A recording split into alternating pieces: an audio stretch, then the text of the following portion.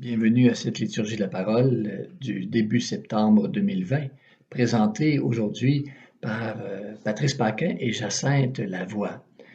Deux textes portent notre attention en ce mercredi, celui de l'apôtre de Paul aux Corinthiens, qui insiste pour dire c'est pas tellement le messager qui est important, c'est le message, celui qu'il présente, Dieu, Jésus-Christ.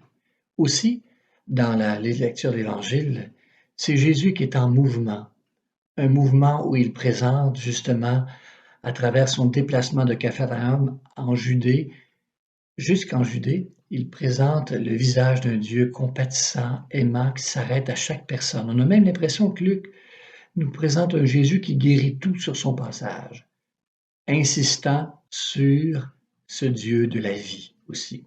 Une autre manière d'apprécier comment notre Dieu révélé en Jésus-Christ non seulement souhaite pour notre humanité un relèvement, une transformation dans la vie qui continue toujours. Bien, bonne méditation et avec avec musique et chant au choix présenté par Jacinthe et Patrice. Bonne rencontre. Bonjour, mon nom est Jacinthe Lavoie. Et moi, Patrice Paquin. Il nous fait plaisir de vous accueillir en toute simplicité dans notre maison pour vivre cette célébration de la parole. Dans ce temps d'arrêt que vous prenez pour être en présence de Dieu, l'Esprit Saint vous invite à ouvrir votre cœur aux Écritures qui seront proclamées afin d'entendre la parole que Dieu a spécialement pour vous aujourd'hui. Entrons maintenant en célébration avec ce chant d'entrée.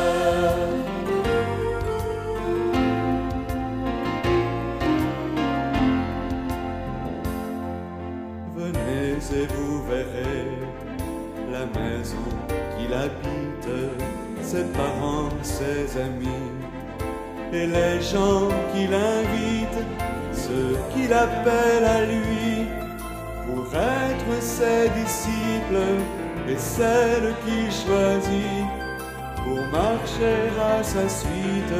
Venez, vous verrez.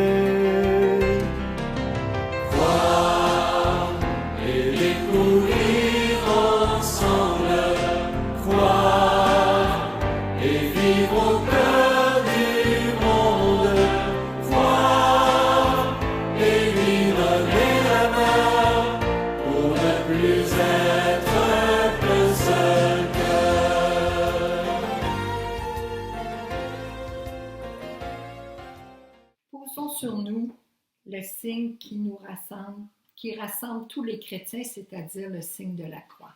Au nom du Père et du Fils et du Saint-Esprit. Amen. Aujourd'hui, dans la première lettre de Saint Paul apôtre aux Corinthiens, il est question d'appartenance à Paul ou Apollos. Mais Paul nous dit que celui qui plante et qui arrose n'est pas important. L'important, c'est celui qui donne la croissance, c'est-à-dire Dieu. Dans l'évangile de Saint Luc, nous verrons que Jésus guérit la belle-mère de Simon, ainsi que les malades et des infirmes. Seigneur, source de tout bien, réponds sans te lasser à notre appel. Inspire-nous ce qui est juste, aide-nous à l'accomplir par Jésus le Christ, notre Seigneur. Amen. Passons maintenant aux Écritures saintes. Lecture de la première lettre de Saint Paul apôtre aux Corinthiens. Quand je me suis adressée à vous, je n'ai pas pu vous parler comme à des spirituels, mais comme à des êtres seulement charnels, comme à des petits enfants dans le Christ. C'est du lait que je vous ai donné, et non de la nourriture solide. Vous n'auriez pas pu en manger, et encore maintenant, vous ne le pouvez pas, car vous êtes encore des êtres charnels. Puisqu'il y a entre vous des jalousies et des rivalités, n'êtes-vous pas toujours des êtres charnels? Et n'avez-vous pas une conduite toute humaine? Quand l'un de vous dit « Moi j'appartiens à Paul » et un autre « Moi j'appartiens à Apollos », n'est-ce pas une façon d'agir toute humaine? Mais qui donc est Apollos? Qui est Paul? Des serviteurs par qui vous êtes devenus croyants et qui ont agi selon les dons du Seigneur à chacun d'eux. Donc, celui qui plante n'est pas important, ni celui qui arrose. Seul importe celui qui donne la croissance, Dieu. Celui qui plante et celui qui arrose ne font qu'un, mais chacun recevra son propre salaire, suivant la peine qu'il se sera donnée. Nous sommes des collaborateurs de Dieu, et vous êtes un champ que Dieu cultive, une maison que Dieu construit. Parole du Seigneur. Nous rendons grâce à Dieu. Je vous invite à dire le répond du psaume. Heureux le peuple que le Seigneur s'est choisi pour domaine. Heureux le peuple dont le Seigneur est le Dieu. Heureuse la nation qu'il s'est choisie pour domaine. Du haut des cieux, le Seigneur regarde. Il voit la race des hommes. Heureux le peuple que le Seigneur s'est choisi pour domaine. Du lieu qu'il habite, il observe tous les habitants de la terre. Lui qui forme le cœur de chacun, qui pénètre toutes leurs actions. Heureux le peuple que le Seigneur s'est choisi pour domaine. Nous attendons notre vie du Seigneur. Il est pour nous un appui, un bouclier. La joie de notre cœur vient de lui. Notre confiance est dans son nom très saint. Heureux le peuple que le Seigneur s'est choisi pour domaine.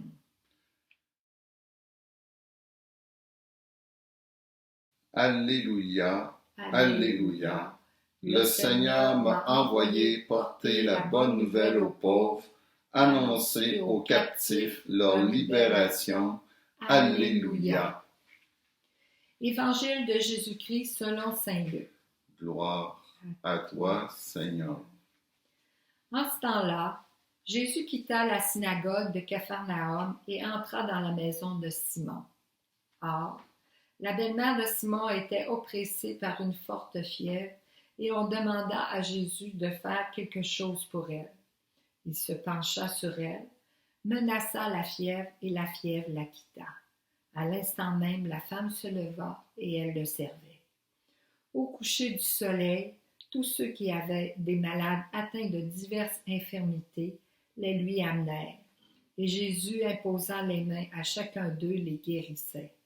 Et même les démons sortaient de beaucoup d'entre eux en criant « C'est toi le Fils de Dieu ». Mais Jésus les menaçait et leur interdisait de parler parce qu'ils savaient, eux, que le Christ, c'était lui. Quand il fit jour, Jésus sortit et s'en alla dans un endroit désert. Les foules le cherchaient, elles arrivèrent jusqu'à lui, et elles le retenaient pour l'empêcher de les quitter. Mais il leur dit, « Aux autres villes aussi il faut que j'annonce la bonne nouvelle du règne de Dieu, car c'est pour cela que j'ai été envoyé. » Et il proclamait l'Évangile dans les synagogues du pays des Juifs. Acclamons la parole de Dieu. Louange à toi, Seigneur Jésus.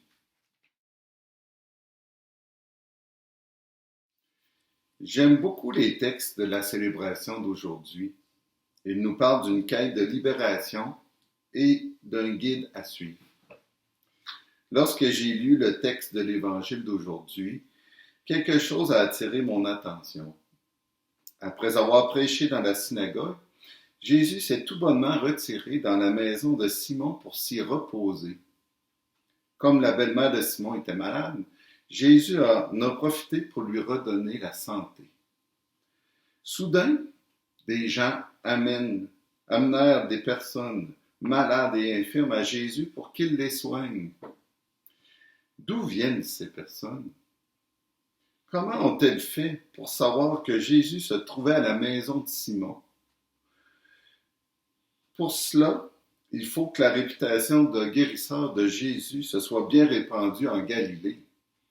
Jésus faisait tellement de choses surprenantes que les gens cherchaient à le rencontrer.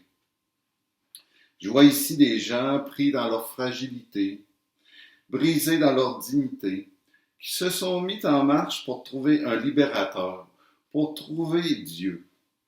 Est-ce qu'ils savent qu'ils cherchent Dieu à ce moment-là? Est-ce qu'ils sont tout simplement attirés par le guérisseur?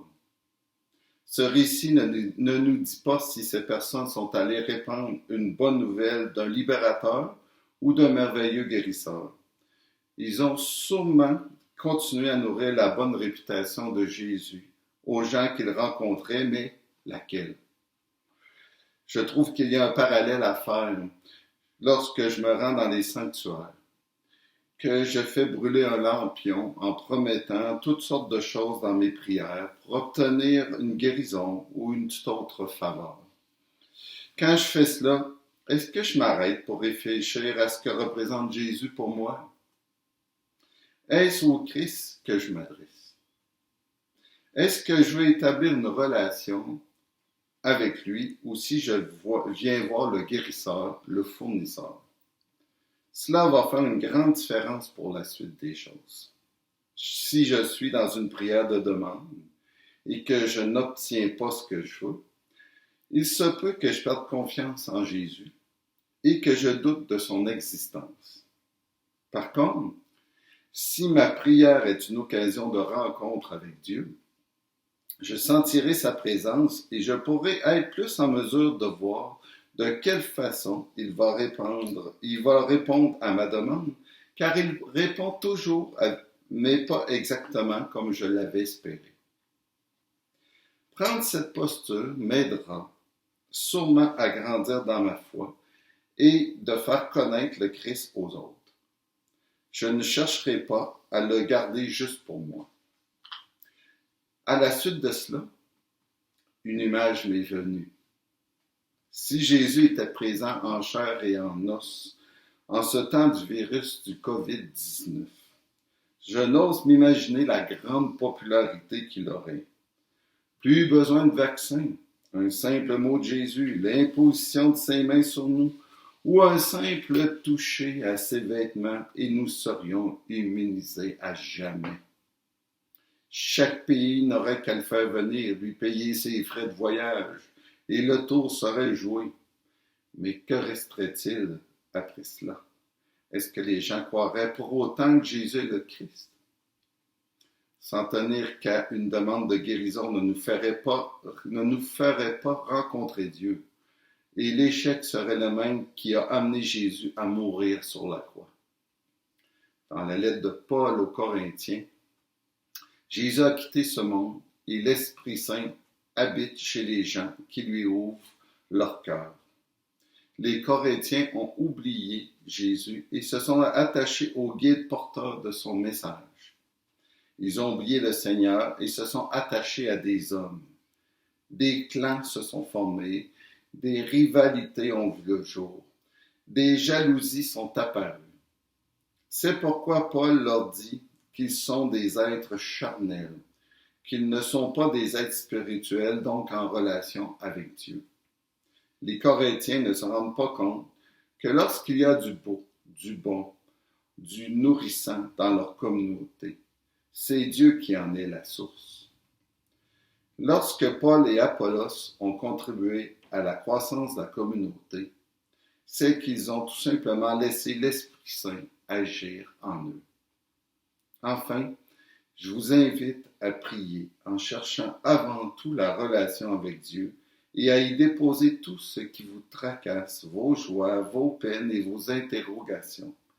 Que le Seigneur soit votre guide pour discerner ce qui est bon dans les différentes propositions de vie qui vous seront offertes. Pour nous aider à méditer la parole entendue, écoutons cette pièce musicale.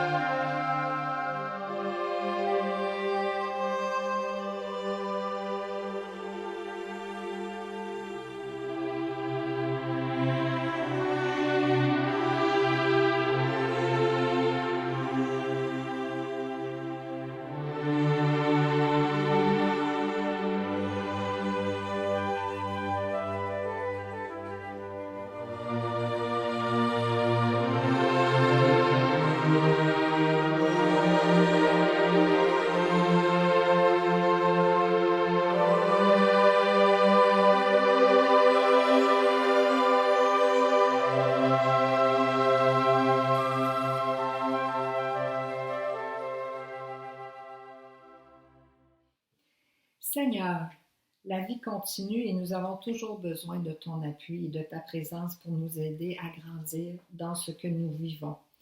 Accueille les prières que nous voulons t'adresser aujourd'hui. Nous répondrons, Seigneur, écoute-nous. Seigneur, exauce-nous.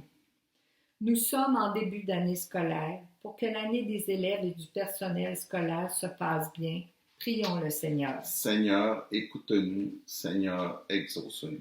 L'arrivée de l'automne signifie pour plusieurs le retour au travail à l'intérieur.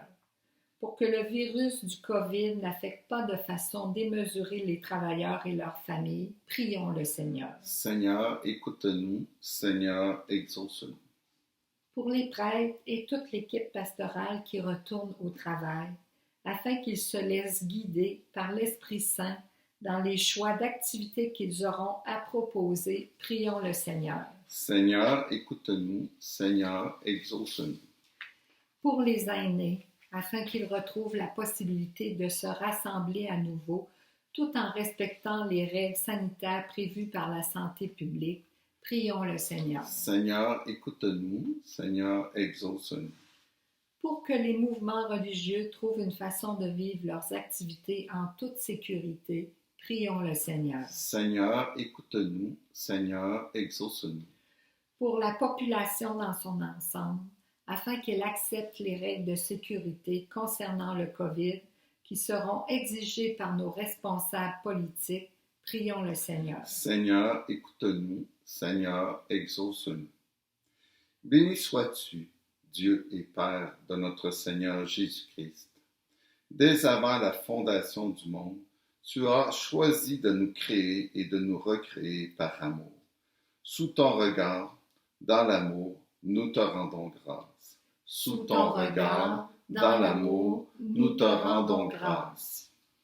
Unis dans le même esprit, nous pouvons dire avec confiance la prière que nous avons reçue du Sauveur. Notre Père qui es aux cieux, que ton nom soit sanctifié, que ton règne vienne, que ta volonté soit faite sur la terre comme au ciel. Donne-nous aujourd'hui notre pain de ce jour. Pardonne-nous nos offenses comme nous pardonnons aussi à ceux qui nous ont offensés. Et ne nous laisse pas entrer en tentation, mais délivre-nous du mal. Amen. Nous vous remercions d'avoir été présents à cette célébration de la parole.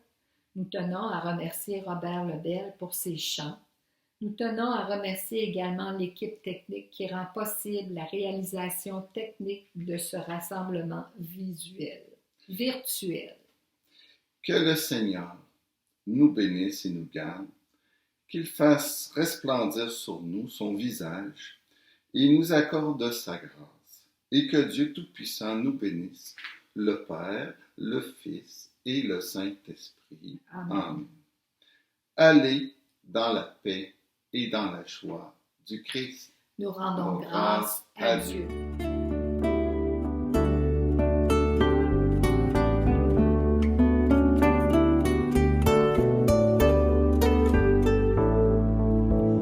Que nos gestes parlent de toi, Jésus-Christ, afin que le monde voie que tu es bien l'amour du Dieu vivant, le Dieu qui marche avec nous. Pour ceux et celles qui ont faim de retrouver leur dignité, nous voulons avec toi tendre nos cœurs, tendre nos mains et nous tenir à leur côté. Pour les familles et les quartiers qui ont du mal avec la vie, nous voulons, grâce à toi, les voir enfin se relever et se construire une autre vie, une autre vie. Que nos gestes parlent de toi, Jésus-Christ, afin que le monde voie que tu es bien l'amour du Dieu vivant, du Dieu qui marche avec nous. Pour dire à l'autre sa beauté et la richesse de son cœur, nous voulons, comme toi, apprivoiser